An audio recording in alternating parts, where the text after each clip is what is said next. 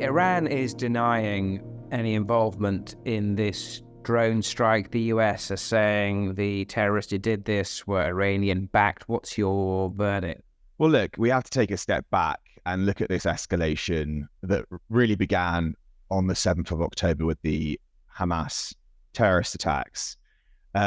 Since October 7th, Tehran, the regime in Iran, via the Islamic Revolutionary Guard Corps, the IRGC, which operates as the clerical regime's paramilitary ideological force, has fully mobilized its network of terrorist militias across the region, from those IRGC proxies in Syria, Iraq, Yemen, see with the Houthis attacking commercial shipping.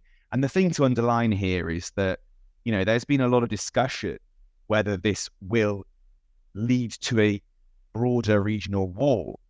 We're already witnessing this regional conflict. And the thing to underline here is that the Revolutionary Guard operates via militancy, terrorism, hostage takings, hijackings. That's its modus operandi, asymmetrical warfare. So we're never going to see the Islamic Revolutionary Guard Corps wage a full-scale conventional conflict because A, it neither has the capabilities nor is its doctrine suited to that kind of warfare. So since October 7th, we have seen the Revolutionary Guard's network of terrorist militias be fully mobilized. Now in Syria and Iraq, we have seen more than 150 attacks since October against US forces in Syria. So the timeline really begins there. Now, it is, again, we have to go to the root of the problem here, and that is the regime in Iran. There is no doubt that the capabilities, that the attacks that have been ongoing from these proxy forces, and these were proxy forces, let's make that very clear, those groups in Syria and Iraq, the so-called now Islamic Resistance of Iraq, which is operating as an umbrella organization of the IRGC manufactured proxy groups, so IRGC created groups in Iraq, they've claimed responsibility for this attack. And they are under the command and control of the Revolutionary Guard. So, of course, Tehran will claim that it had nothing to do with this attack, but that goes to the heart of its strategy, which is plausible deniability. The regime in Iran uses its network of terrorist militias to conduct attacks on the West, the United States, the United Kingdom, and doing so with enough plausible deniability to avoid any consequences, any direct consequences being imposed. So this is classic IRGC modus operandi, and there is no doubt that the IRGC is responsible for this attack. 3 US deaths make it slightly more of a concern for Joe Biden. You and others have called on America to do more directly to target Iran. What has Biden not done to date that has led to this? What should he do now? What will he do you think? It's clear, and we've had this conversation, as I said, myself, my organization, United Against Nuclear Iran, has called for decisive action against the regime in Iran, targeting IRGC assets inside of Iran, not just in the region. Now, why is this escalation ongoing? The simple answer is the regime in Iran is not deterred. The US has lost all deterrence against the Islamic Republic of Iran. And the IRGC's calculus has been shaped by this. The IRGC believes that the US has zero appetite to impose direct consequences on it. And that's what's pushing this drive for escalation since October 7th. It believes it can get away with these attacks without facing any direct consequences. At most, they believe the US might hit their proxy forces, but they don't mind using those proxy forces as cannon fodder. So that's really at the heart of the IRGC's calculus. So the next question is, how do you change this calculus? Well, the answer to that is imposing direct and meaningful consequences against the Revolutionary Guard in the region and inside of Iran. And if we just take a step back, last week, Israel conducted a targeted strike in Syria that killed the IRGC's deputy for intelligence in Syria, one of the most senior and one of the most protected individuals, Iranian operatives on the ground in Syria. Now, when it conducted this targeted strike, the international community reacted, the media reacted, and everyone was anticipating when the regime in Iran would respond. Well, the regime in Iran didn't respond directly against Israel. Instead, it chose to target US forces. And that really underscores how the Revolutionary Guard reacts to action versus inaction.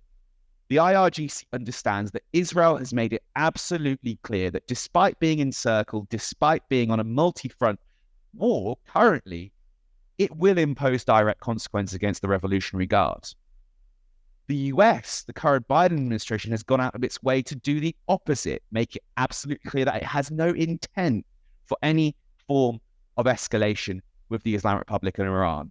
So the choice was really simple for the IRGC, and that's why it decided to respond to the US rather than striking back and taking action against Israel, knowing that it would face consequences. And that really spells out what we're seeing today. The US has lost all of its deterrence against the Islamic Republic of Iran.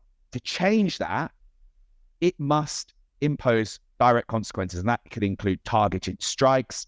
It could include strikes against IRGC assets that are the training ground, the nucleus of these terrorist training centers that are causing so much escalation and conflict in the region. Until the Biden administration does not impose those direct consequences on the regime in Iran, this escalation will continue. How likely do you think a Trump administration would take that direct action versus the Biden administration's current stance? Well, look, I think if we look at the former administration's actions and Iran policy, we actually see that, for example, and the prime example is the strike that killed Qasem Soleimani, the IRGC Quds Forces commander, probably the most senior commander in the history, senior and powerful commander in the history of the Islamic Revolutionary Guard Corps, of the regime in Iran. On January the 3rd, when the Trump administration killed and assassinated Soleimani, in response, by the way, to the killing of a US citizen just 3 days before, after that strike, the regime in Iran was deterred. And even if you look at how it responded, because it had to save face, on the January the 8th, they chose to respond and conduct Operation Martyrdom Soleimani. And it's now become clear, and they announced simultaneously that while they targeted the US base Ain al-Assad in Iraq, before pulling the trigger, the Revolutionary Guard sent a clear message to the Iraqi government to inform the Americans to withdraw from the base before they pulled the trigger. In other words, their response was fully symbolic. And actually, after this period, we see that the regime in Iran, after the Soleimani strike, was left deterred. The escalation only really starts to pick up again when the new administration made it clear that it was seeking diplomacy with the Islamic Republic, and it had no interest in any form of confrontation with the regime. So I think that serves as a prime example. Now, look, moving forward, as you highlighted, 3 US troops tragically killed in an unprovoked attack by the IRGC's proxies in Iraq. The US must use this moment to impose direct consequences on the Revolutionary Guard inside of Iran, and also rally its allies, Britain, France, Germany, to impose maximum economic pressure against the regime, and create a coalition of allies that are prepared to deter the Islamic Republic. Because if the Islamic Republic believes no consequences will be imposed, this escalation, as I said, will continue. So failing to act will lead to more, not less escalation, and increases the chance of a greater war. This comes as Iran is claiming to have executed 4 people, it says, were Israeli spies. What's your take on how that might develop? Whilst all attention has been on the regime's external actions and attacks, from terrorism to militancy, inside of Iran, the regime has doubled down in its violent suppression of the Iranian people. Last week, it executed a 23-year-old Iranian protester for simply taking to the streets against the Islamic Republic and demanding freedom. Today, we hear again tragic news of more executions, more domestic killings. And this really underscores that domestically, the regime, first of all, is extremely weak domestically. Its Achilles heel is the domestic situation inside of the country, because all the structural factors, by the way, that resulted in the nationwide protests in 2022 following the murder of Mahsa Amini, the 22-year-old Iranian girl who was killed by the so-called morality police for improper hijab. All those structural factors, whether it be enforcement of Islamic morality codes, so hijab enforcement and other forceful Islamization methods, to the economy, to corruption, all those structural factors in the past 12 months have got worse. Beneath the surface, there is a movement. There is extreme anti-regime dissent, and the regime knows this, and it has used this moment whilst the world is focused on elsewhere to double down on executions, on torture, on detainments. So the domestic situation is extremely fragile in Iran. And I think that should also be taken into account in terms of the West's response. The Iranian people are the West's greatest allies. They seek the same values as we have here in the West.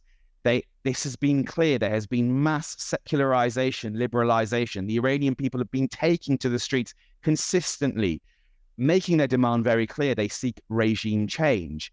Now, instead of supporting the Iranian people's aspirations, the West has shown a hesitancy, a reluctance to support the people of Iran because of its belief that doing so would jeopardize diplomacy with the Islamic Republic of Iran. Now, we have seen the product of so-called diplomacy with the Islamic Republic of Iran, and as we've seen, what best underscores it, the tragic deaths of 3 US soldiers in an unprovoked attack.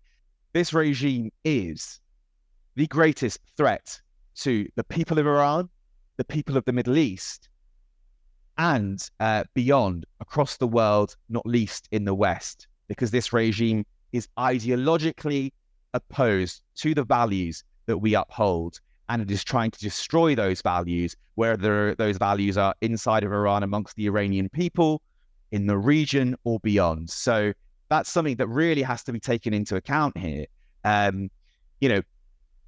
Targeting IRGC bases in Iran is not war against Iran, is not an attack on the Iranian people.